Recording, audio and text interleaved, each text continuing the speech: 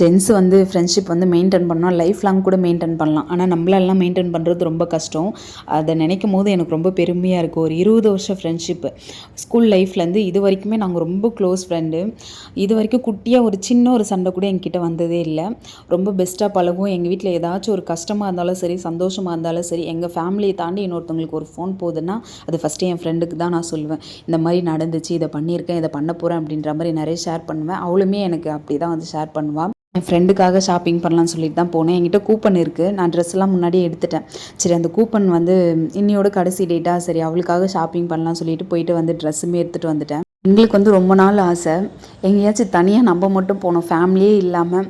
நம்ம ஸ்கூல் லைஃப்லாம் எவ்வளோ ஜாலியாக இருந்தோமோ அந்த மாதிரி வந்து எவ்வளோ வளர்ந்தாலும் சரி நம்மளுக்குள்ளே இருக்கிற அந்த ஃப்ரெண்ட்ஷிப் வந்து எப்போவுமே போகாது.